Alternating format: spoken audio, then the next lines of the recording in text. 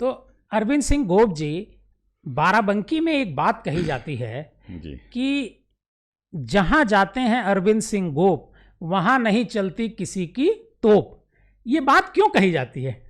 देखिए नंदन भाई, आप हमारे बहुत पुराने मित्र हैं, मेरे शुभचिंतक हैं। हम लोग बहुत साधारण लोग हैं, समाजवादी पार्टी के कार्यकर्ता हैं, और दिन रात हम लोग परिश्रम इसलिए करते हैं कि ज़्यादा से ज़्यादा जगह पहुंचा जाए। और नेताजी हमको जो सिखाया है कि गरीब किसान नौजवान चेहरे पे मुस्कान आवे। नौजवान तमाम नारा बना देते हैं। ये नारा किसने बनाया? अब ये नारा कब बना, क्या बना, इस पे ज़्यादा हम विस्तार से नहीं जानना चाहते। और नौजवान जो होते हैं, जो सपोर्टर होते हैं, जो चीज़ उनको पसंद आती है, हाँ। और देश में तमाम बड़े परिवर्तन नारे से हुए हैं, हाँ। ये तो आप जानते हैं।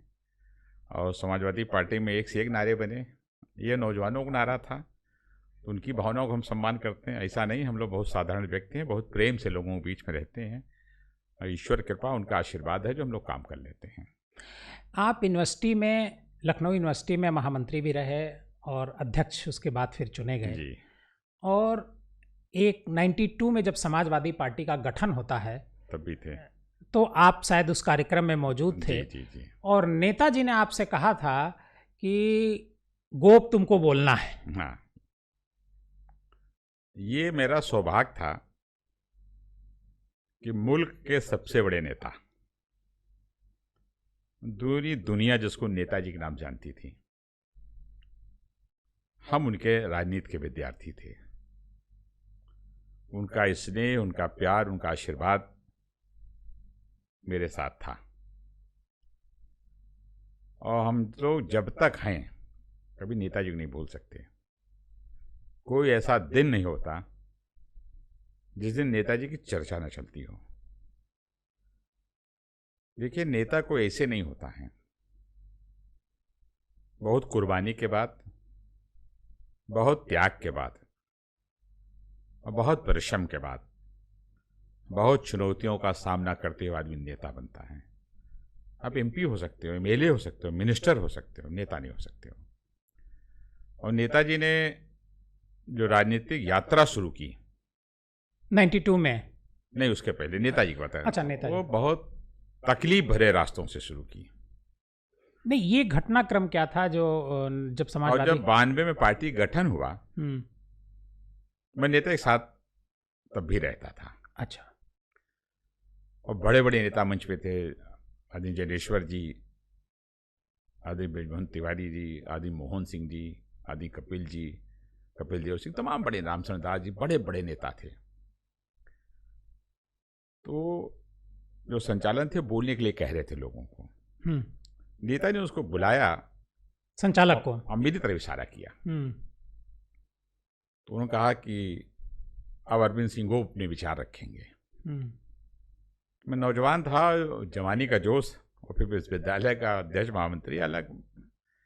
मैंने इशारा किया, नेता मैं क्या बोलूँगा। तो उन्होंने डांटा, है गोप, मैं कहता हूँ जा बोल, बोलूँगे तो सीखोगे कैसे।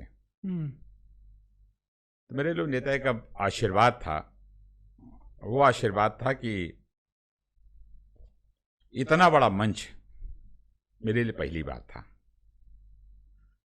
और हम जैसे तमाम नौजवानों को नेताजी ने केवल मंच ही नहीं दिया, उनको विधानसभा, लोकसभा, राज्यसभा, विधान परिषद में बैठने का स्थान भी दिया। मेरा भाषण हुआ, नेताजी में पैर छुआ, उन्होंने मेरी पीठ ठोकी और कहा, अच्छा बोले हो। ये भी कहा, अच्छा बोले हो। तो मेरा और हौसला बढ़ा। और जब किसी कार्यकर्ता के ऊपर नेता का हाथ होता है, उसका आशीर्वाद, तो जोश तो दुगना हो ही जाता है। और उसी के साल भर बाद आपको चुनाव लड़ने के लिए हैदरगढ़ भेज दिया राजनाथ सिंह के खिलाफ, जो कई साल बाद। हाँ, इसके बाद हुआ क्या, बाराबंकी में 2001 के बाद 6 सीटें हैं। पहले 8 होती थी, फिर फैजाबाद का रुदौली हुआ, कम हुई, फिर परिषद, अब 6 सीटें हैं। 6 सीटों पे प्रत्याशी थे।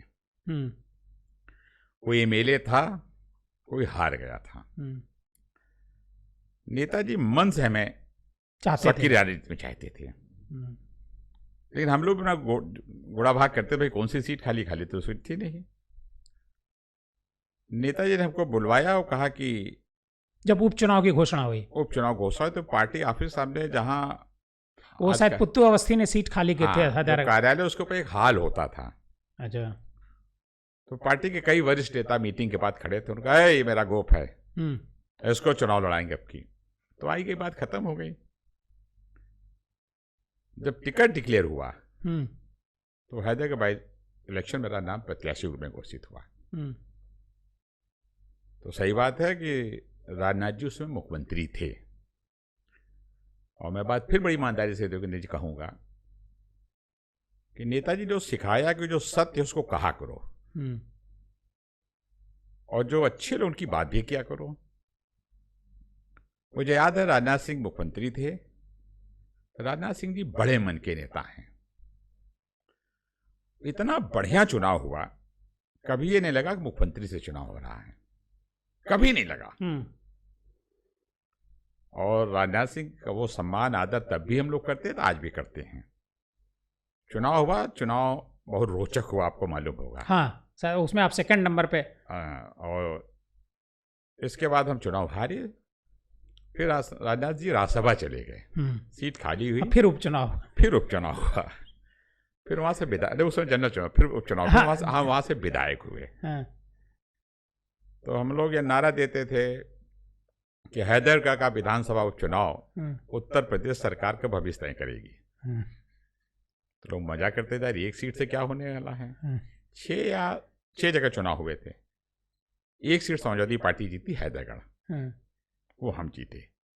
बाकी 5 समाजवादी पार्टी हार गई। हाँ, 4-5 एक थे। तो उस चुनाव में नेताजी रोज शाम को एक बार टेलीफोन जरूर करते थे, गो क्या हो रहा है, कहाँ लापरवाही। दूसरा जो उपचुनाव हुआ उसमें लापरवाही मत करना, कहीं कमजोरी हो बताना, बूथ पे रहना, नौजवानों को खड़ा करना, ये चुनाव तुम्हारा जीतना बहुत जरूरी है, हम तुमको नेता बनाना चाहते हैं। परिणाम हुआ, हम चुनाव जीते। और सौभाग्य से कुछ ही दिन बाद एक चुनी हुई सरकार थी जो भागी गद्दी छोड़ के, नेताजी मुख्यमंत्री बने। उस समय आपको याद होगा फर्स्ट टाइमर मिनिस्टर नहीं बनता था, जो पहली बार में हाँ, लेकिन आप मिनिस्टर बने थे। हमको उन्होंने मिनिस्टर बनाया, बहुत महत्वपूर्ण लोक निर्माण में राज्य मंत्री बनाया। और राजनीतिक यात्रा शुरू हुई, फिर लगातार हम लोग आज सक्रिय राजनीति के अंदर। और मुझे खुशी इस बात की भी है कि जब नेताजी 12 में एक सभा हो रही थी, तो उनका नौजवानों के हाथ ये पार्टी है, अब ये पार्टी नौजवानों के हाथ। और देश के सबसे नौजवान नेता, सबसे ऊर्जावान नेता, और जो अपनी बात पे कायम रहते हैं, आदरणीय अखिलेश यादव जी का काम करने का मौका हम लोग साथ मिला। तो नेताजी के साथ आप मिनिस्टर थे जी, वो सरकार चली, आप पीडब्ल्यूडी मिनिस्टर थे। नेताजी को ही क्यों आपने चुना? जब आप 92-93 की हम बात करेंगे, जब आप यूनिवर्सिटी की पॉलिटिक्स कर रहे थे, महामंत्री रह चुके थे, अध्यक्ष रह चुके थे, तो आपको और पार्टी कोई नज़र नहीं आई? भारतीय जनता पार्टी 89 में उसकी गवर्नमेंट बनी थी, और समाजवादी पार्टी तो एक नई पार्टी बनी थी, बल्कि जनता दल से अलग होकर के नेताजी ने समाजवादी पार्टी बनाई थी। तो आपको लगा नहीं कि ये पार्टी आगे नहीं जा सकती है, हमको किसी ऐसी पार्टी में जाना चाहिए जो? हम लोगों ने नेताजी को चुना। अच्छा, पार्टी नहीं चुना? हम लोग नेताजी को अपना नेता मानते थे, तब समाजवादी पार्टी नहीं बनी थी। तो क्या नेताजी की कौन सी ऐसी खासियत थी जो आपको इतना इम्प्रेस कर गई? वही बात कह रहा हूँ, हम लोगों ने जब नेताजी को चुना, ये हमारे नेता हैं,